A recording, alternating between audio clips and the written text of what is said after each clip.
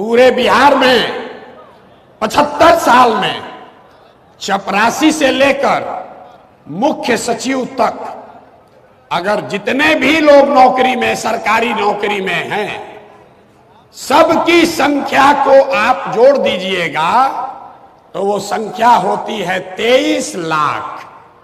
1.97% लोगों को ही सरकारी नौकरी बिहार में मिला हुआ है। और आपको ये सब्जबाग दिखाया जा रहा है कि हम आएंगे तो 10 लाख एक बार दे देंगे। आप लोग पढ़े लिखे लोग हैं।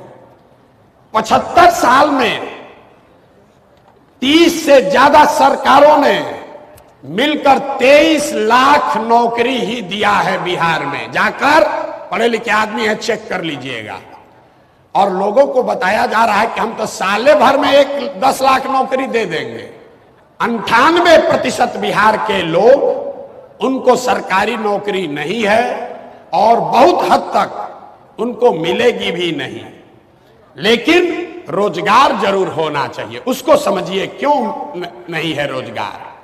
रोजगार इसलिए नहीं है, यहां से पलायन इसलिए है कि यहां पर रोजगार के जो संभावनाएं हैं उसको करने के लिए जो साधन सुविधा चाहिए, पूंजी पैसा चाहिए, वो आपके पास नहीं है। यहां बैठा हुआ जितना युवा है, आपको नौकरी नहीं मिले कोई बात नहीं है। अगर आपको खेती करने में मन नहीं लग रहा है कोई बात नहीं है। लेकिन अगर सरकार की ओर से आपको 5 लाख, 10 लाख, 2 लाख ऋण मिल जाए, कर्ज मिल जाए सस्ते दर पर, बिना किसी गारंटी के, बिना जमीन गिरवी रखे हुए, तो यहां बैठे हुए बहुत सारे लोग वो कुछ ना कुछ अपना रोजी रोजगार कर लेंगे। पूरे दुनिया में लोगों ने रोजगार वैसे ही पाया है।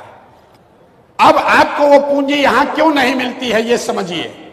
रिजर्व बैंक ऑफ इंडिया हर साल एक आंकड़ा जारी करता है पूंजी के संबंध में, जिसको कहते हैं क्रेडिट डिपॉजिट रेशियो।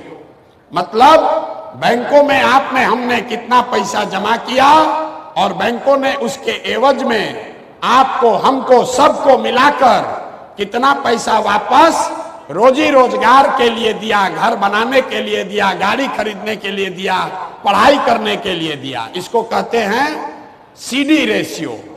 पूरे देश में सीडी रेशियो है 75% औसत। मतलब अगर सब लोग मिलकर बैंक में 100 रुपया जमा किए तो बैंकों ने 75 रुपया वापस दिया लोन के तौर पर, ताकि लोग रोजी रोजगार कर सकें। बिहार में 1990 से लेकर अभी तक सीडी रेशियो है 40%। नतीजा क्या हुआ? पिछले वर्ष पूरे बिहार की गरीब जनता ने बैंकों में जमा किया 4,61,000 करोड़ रुपया। 4,61,000 करोड़। अगर 75% पैसा आपको, हमको, समाज को ऋण के तौर पर मिलता काम करने के लिए, रोजगार के लिए, तो बिहार के लोगों को मिलता 2,80,000 करोड़ रुपया। लेकिन मिला कितना? 1,61,000 करोड़। बाकी का पैसा कहां गया? बाकी का पैसा इन बैंकों ने बिहार से उन राज्यों में भेज दिया जहां उद्योग धंधे लग रहे हैं, जहां रोजगार हो रहा है। गुजरात में, कर्नाटक में, आंध्र प्रदेश में, तेलंगाना में, तमिलनाडु में, केरल में सीडी रेशियो 90 से ज्यादा है। मतलब वहां के लोग अगर 100 रुपया बैंक में जमा किए तो उनको 90 रुपया मिला रोजी रोजगार के लिए। और बिहार के गरीब लोग 100 रुपया जमा किए, आपको 40 रुपया मिला। इसका असर क्या है इसको समझिए। पिछले 30 वर्षों में बिहार के बैंकों ने बिहार से 26 लाख करोड़ रुपया, याद रखिए और लोगों से पूछिए, यहां के वित्त मंत्री को भी पता नहीं है, कोई पूछता ही नहीं है। 26 लाख करोड़ रुपया आपका, हमारा ये पैसा दूसरे राज्यों में भेज दिया। आपको आदमी का पलायन दिखता है। हम आपको बता रहे हैं कि ये पलायन इसलिए है क्योंकि यहां से पूंजी और बुद्धि का पलायन है। पैसा जो है वो बाहर जा रहा है, जो पढ़ लिख कर बुद्धिमान है वो बाहर जा रहा है, तो जो बच गया लेबर, उसके पास तो कोई ऑप्शन ही नहीं है, विकल्प ही नहीं है, उसको बाहर जाना ही जाना है। अब इसको गंवई भाषा में समझिए। मान लीजिए कि आपको बाल काटने आता है, आपके पास 20,000 रुपया है, आप चाहते हैं कि एक सैलून लगाकर हम एक अपना रोजी रोजगार शुरू करें। आप सैलून खोलने गए तो लोगों ने बताया इसमें 1 लाख रुपया लगेगा।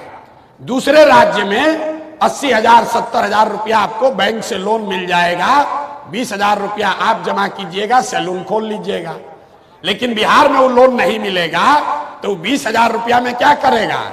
5,000 रुपया किसी दलाल को देगा, 2,000 रुपया में ट्रेन का टिकट खरीदेगा, बस का टिकट खरीदेगा और जाकर बॉम्बे में किसी सैलून में मजदूरी करेगा। ये पूंजी का प्रभाव है। जन सुराज का मंत्र है कि 15 साल से कम उम्र के हर बच्चे को पढ़ाई की अच्छी व्यवस्था कर दी जाए ताकि बेरोजगारों की संख्या में इजाफा ना हो, और 15 साल से 45 साल के उम्र के लोगों को अब पढ़ाने का फायदा नहीं है। अब क्या पढ़िएगा? तो जो पढ़ना था पढ़ लिए। 15 से 45 साल के उम्र के बच्चों को रोजगार अगर देना है तो यहां पर पूंजी की व्यवस्था उन लोगों के लिए करनी होगी। घर घर अगर पूंजी की व्यवस्था होगी तो यहाँ का युवा इतना काबिल है, उसमें वो क्षमता है, यहाँ की माताएं बहनें वो काम कर सकती हैं, उनको साधन व्यवस्था दे दिया जाए तो सब लोग कुछ ना कुछ कर सकता है। कुछ नहीं करेगा, 4 गो गाय भैंस तो सब पाल लेगा, मुर्गा फार्म सब खोल लेगा। गुजरात में 1970 के जमाने में सबसे पहले ग्रामीण क्षेत्र में पैसा तब आया जब अमूल खुला और घर घर से 15 लीटर 20 लीटर लोग दूध बेचना शुरू किया। बिहार में वो सुविधा नहीं है, यहाँ रोजी रोजगार करने की सुविधा नहीं है। दुनिया में जितने बड़े देश हैं, स्कैंडिनेवियन कंट्री, अमेरिका इंग्लैंड से भी जो ज्यादा धनी देश है, डेनमार्क, स्वीडन, नॉर्वे, जो ये देश है जिनको स्कैंडिनेवियन कंट्री कहते हैं, यहां पर सबसे ज्यादा प्रॉस्पेरिटी है, सबसे ज्यादा खुशहाली है, सबसे ज्यादा पैसा है। वहां पर कोई बड़ा उद्योग नहीं है, वहां कोई खनिज संपदा नहीं है, वहां कोई आईटी का बहुत बड़ा कंपनी का नाम आप नहीं सुने होंगे। लेकिन वहां लोग पैसे वाले कैसे हैं? क्योंकि उनको अच्छी शिक्षा है और शिक्षा के बाद हर घर में करने के लिए कुछ ना कुछ रोजी रोजगार है। तो नौकरी आप करना चाहते हैं कीजिए, लेकिन नौकरी से, सरकारी नौकरी से बिहार में बेरोजगारी खत्म नहीं हो सकती है। इस भ्रम में मत पलिए। जो लोग आपको ये बता रहे हैं वो अब वोट लेकर फिर से अपना जीवन, अपने लिए नौकरी खोज रहे हैं, आपको नौकरी नहीं देने वाले।